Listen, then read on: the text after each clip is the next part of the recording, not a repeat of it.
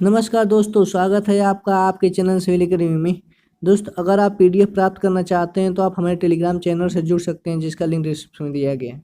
चलिए फ्रेंड्स, अपना session start करते हैं। क्वेश्चन नंबर फर्स्ट पूछ रहा है, strain energy due to sudden axial load is given by. Strain energy कितना होगा जब हम सडन एक्सियल लोड अप्लाई करते हैं। अगर हम बात करें यहाँ पे ठीक स्ट्रेन और स्ट्रेन ग्राफ की, तो ऐसे पढ़े होंगे। ठीक, यहाँ पर मैं इलास्टिक पॉइंट, इस इलास्टिक पॉइंट से अगर ठीक जो शेप बनेगा, इस शेप का जो एरिया होगा वही तो स्ट्रेन एनर्जी के बराबर होगा। यानी कि हो गया स्ट्रेन, ये हो गया स्ट्रेस। ठीक, अगर बात करें ये बन रहा है ट्रेंगल, ट्रेंगल का एरिया क्या होगा 1/2। ठीक, स्ट्रेस इंटू स्ट्रेन, और स्ट्रेन इजकल टू, यानी कि हुक क्लास से क्या हो जाएगा stress divided by strain, sorry E. ठीक, क्या हो जाएगा स्ट्रेस डिवाइडेड बाई ई। अगर यहाँ पे डाटा पुट करें तो 1/2 ठीक स्ट्रेस इंटू यहाँ पे क्या हो जाएगा सिग्मा बाई ई, सिग्मा मिलके सिग्मा स्क्वायर हो जाएगा 1/2। ठीक, sigma sigma sigma square divided by E, यानी कि क्या रिलेशन मिला एनर्जी इजकल टू ठीक 1/2 सिग्मा स्क्वायर बाई 2e। देखते हैं ऑप्शन में, तो option number D is correct answer. ठीक, इसके अकॉर्डिंग तो ये सही है, और लेकिन ऑप्शन नंबर ए भी करेक्ट है। ठीक है, 1/2 लोड इंटू ठीक डोमिनेटर, ये भी ध्यान देंगे, ये भी ऑप्शन नंबर इसमें ए और ठीक डी दोनों करेक्ट हैं। ठीक, चलते हैं नेक्स्ट क्वेश्चन पे। पूछ रहे हैं आपसे कि the ratio of normal stress to normal strain within the elastic limit. अभी जस्ट पीछे बताया हूँ कि स्ट्रेस और स्ट्रेन ठीक इलास्टिक लिमिट तक जो रेशियो बताता है स्ट्रेस और स्ट्रेन का, उसे क्या कहते हैं बाई हुक लॉ। यानी कि हुक लॉ ने बताया था कि स्ट्रेस जो हमारा डायरेक्टली प्रोपोर्शनल होता है स्ट्रेन के, जैसे प्रोपोर्शनलिटी का साइन होता है कि कांस्टेंट आएगा ई। ठीक, और मेरा क्या हो जाएगा स्ट्रेन, यानी कि ई इजकल टू क्या हो जाएगा, ई इजकल टू हो जाएगा स्ट्रेस डिवाइडेड बाई स्ट्रेन। ये stress normal stress divided by normal strain. ठीक, इन दोनों को रेशियो को क्या कहते हैं मॉडुलस ऑफ ठीक इलास्टिक, यानी कि यंग मॉडुलस भी बोल सकते हैं। तो option number A is correct answer. चलते हैं नेक्स्ट क्वेश्चन पे। पूछ रहा है which of the following has least carbon content. पूछ रहे हैं यहाँ पे कि इनमें से ठीक कार्बन कंटेंट की मात्रा किसमें कम है, लिस्ट बताना है। तो रॉट आयरन या कास्ट आयरन, माइल्ड स्टील या पिग आयरन। तो अगर हम बात करें कार्बन कंटेंट की, तो कार्बन कंटेंट से ठीक अगर कार्बन कंटेंट की मात्रा हम बढ़ा दें ठीक, तो क्या होगा स्ट्रेंथ जो है मेरा बढ़ जाएगी। अगर बात करें डक्टिलिटी की, डक्टिलिटी क्या हो जाएगी घट जाएगी। तो यहाँ पे पूछ रहा है क्या लिस्ट पूछ रहा है कि इसमें कार्बन कंटेंट की मात्रा कम है। तो कार्बन कंटेंट की मात्रा उसी में कम होगी जो सबसे शुद्ध माना जाएगा। ठीक, आयरन का सबसे प्योरेट फॉर्म क्या है रॉट आयरन है, इसीलिए option number A is correct answer. ठीक, रॉट आयरन की बात करें यहाँ पे, अगर बात करें यहाँ पे ठीक कि कार्बन कंटेंट की मात्रा कितनी है ठीक, तो देखते हैं यहाँ पे कितनी है। अगर बात करें रॉट आयरन की, तो रॉट आयरन में देखिए 0.02% से लेकर 0.03%, कास्ट आयरन में 2 से 3%, माइल्ड स्टील में 0.1% से 0.3%, और पिग आयरन में जो है 3 से 4%। याद रखेंगे। ठीक, ऑप्शन में कुछ भी पूछा जा सकता है। नेक्स्ट क्वेश्चन में चलते हैं। पूछ रहा है total number of elastic isotropic material are. पूछ रहा है यहाँ पे कि इलास्टिक आइसोट्रोपिक मटेरियल के लिए आपको बताना है टोटल कांस्टेंट कितना होंगे। ठीक है, इसके लिए इलास्टिक ठीक आइसोट्रोपिक, तो इलास्टिक आइसोट्रोपिक के लिए जो कांस्टेंट होते हैं वो कितने होते हैं 2 होते हैं। कौन कौन होते हैं देखते हैं यहाँ पे। N elastic isotropic material has 2 elastic constant, एक मॉडुलस है और एक पॉइजन रेशियो है। तो याद रखेंगे यहाँ पे 2 कांस्टेंट है, एक यंग मॉडुलस है ठीक, एक यंग मॉडुलस है और दूसरा क्या है पॉइजन रेशियो है। चलते हैं नेक्स्ट क्वेश्चन पे। यहाँ पे पूछ रहा है कि creep of a material is. Creep क्या है, क्रीप एक प्रकार का परमानेंट डिफॉर्मेशन है। क्या है, एक परमानेंट डिफॉर्मेशन है। ठीक है, जो कब देखने को मिलता है जब किसी भी मेंबर पे कांस्टेंट लोड आए। ठीक है, ये टाइम डिपेंडेंस बताना आपको कौन सा इसमें से करेक्ट है। तो अगर क्रीप की बात करें तो not being ductile to become brittle ठीक, या ऑप्शन नंबर सी होगा या ऑप्शन नंबर डी। तो देखते हैं यहाँ पे ऑप्शन नंबर डी को थोड़ा पढ़ते हैं। दिया है क्या continuous deformation with time under the ठीक कांस्टेंट लोडिंग। ठीक है, बात रखेंगे यहाँ पे यह हमेशा जो क्रीप देखने को मिलेगा ठीक, याद रखेंगे एक कांस्टेंट लोडिंग पे देखने को मिलता है प्लस ये परमानेंट डिफॉर्मेशन है, ठीक है, टाइम पे क्या है, डिपेंडेंट है, ठीक। तो याद रखेंगे ऑप्शन नंबर डी इज क्या है, करेक्ट आंसर। चलते हैं नेक्स्ट क्वेश्चन पे।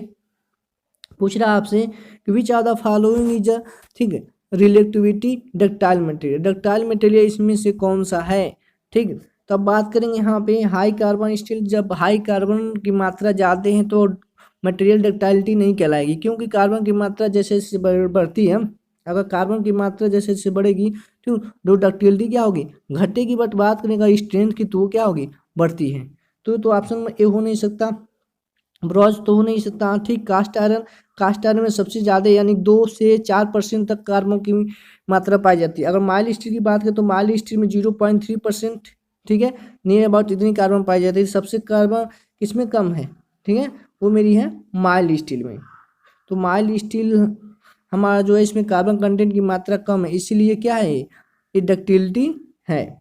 नेक्स्ट क्वेश्चन पे चलते हैं। पूछ रहा है 1 cubic metre of mild steel weight about.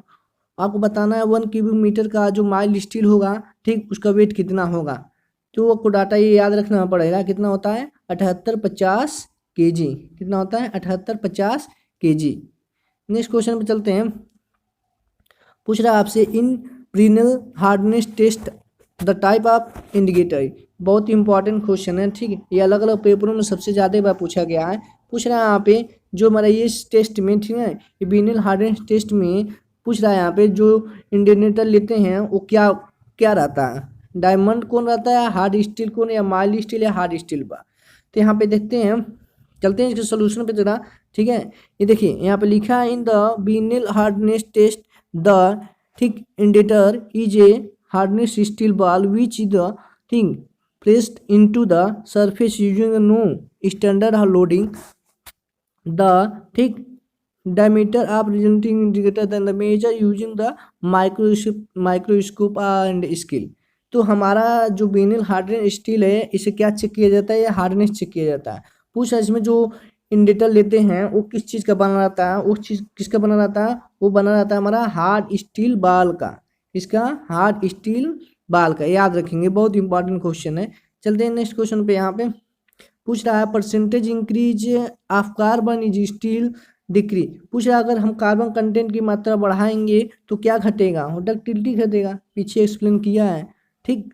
तो डक्टिलिटी घटेगा, अगर कार्बन की मात्रा बढ़ रही है तो स्ट्रेंथ बढ़ेगी लेकिन डक्टिलिटी घटेगी। नेक्स्ट क्वेश्चन पे आते हैं। पूछ रहा है आपसे परसेंटेज इंक्रीज ऑफ कार्बन, ठीक है, वही क्वेश्चन है, थोड़े सा सोल्यूशन देखेंगे। लिखा है यहाँ पे at the percentage of carbon is steel increase, the brittleness increase, brittleness क्या हो जाएगा, बढ़ जाएगा, हेंस द डक्टिलिटी क्या हो जाएगी, डिक्रीज हो जाएगी। For example cast iron is the brittle, cast iron क्या है, ब्रिटिल है, क्योंकि कार्बन कंटेंट की मात्रा ज़्यादा है, कितना 3 से 4% है। वे माइल्ड स्टील की बात करें डक्टाइल है, क्योंकि कार्बन कंटेंट की मात्रा कम है, कितनी 0.3%।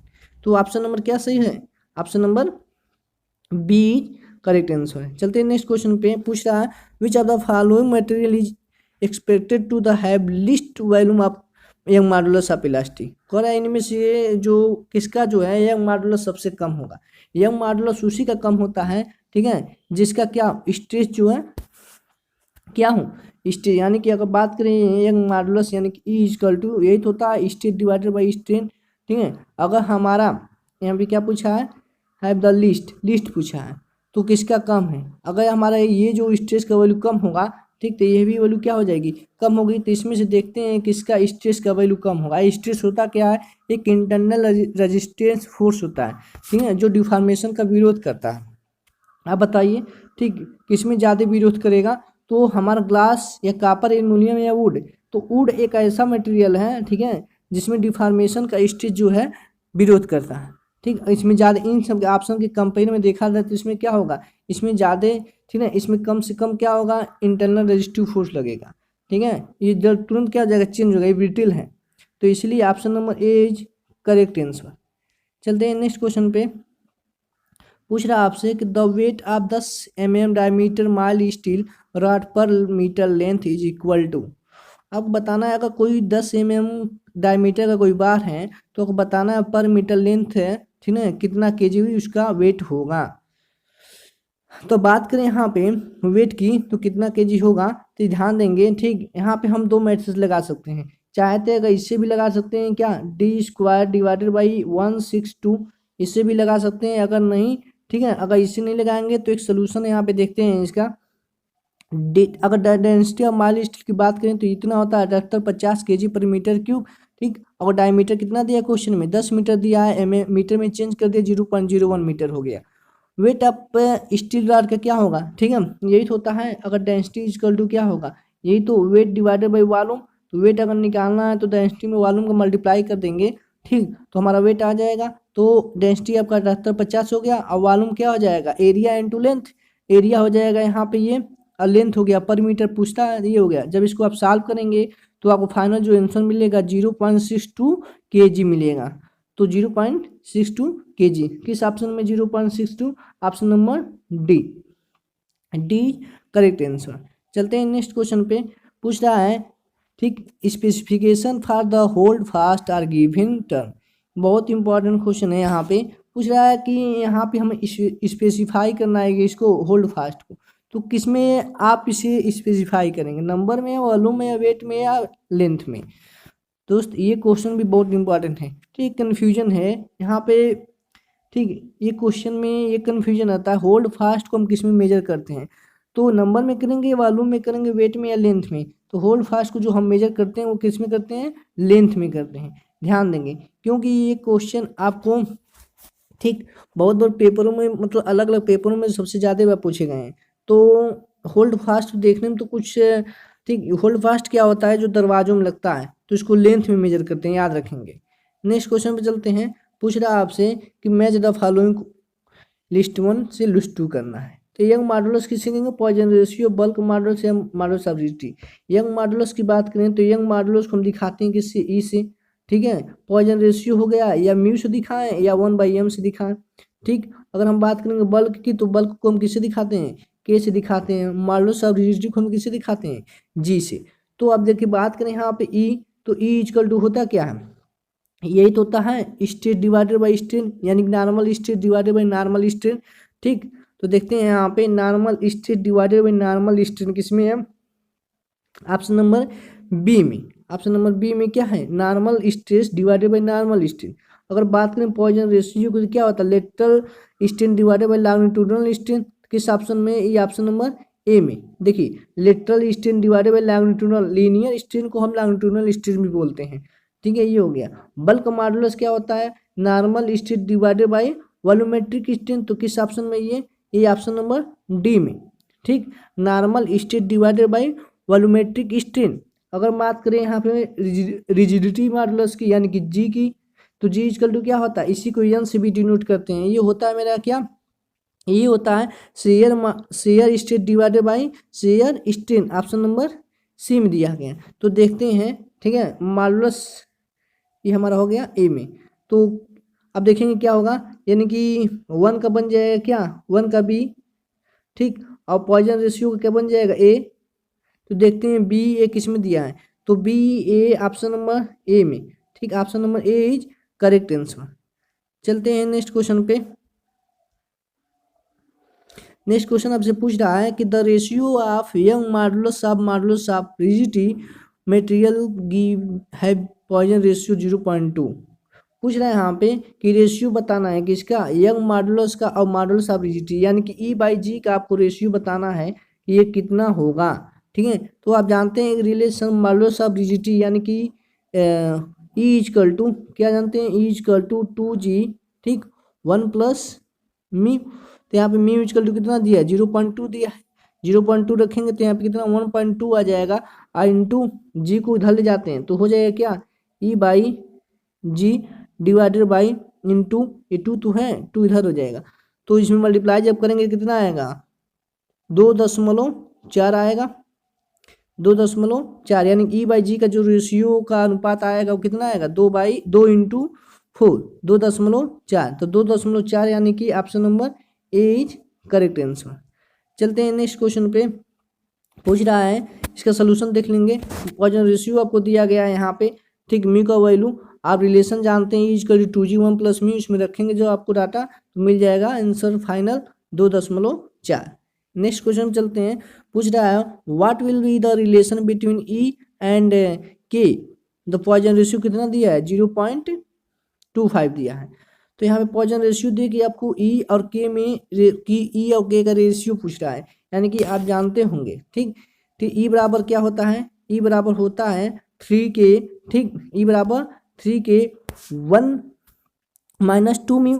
ठीक, जब इसका इसी पे रखेंगे, यानी कि इसी पे जब डाटा पे रखेंगे E equal to 3k 1 - 2 mu, तो ई और के का रेशियो पूछा है तो हो जाएगा क्या ई बाई के बटा ठीक 3 इंटू 1 - 2 म्यू का वैल्यू कितना दिया 0.25।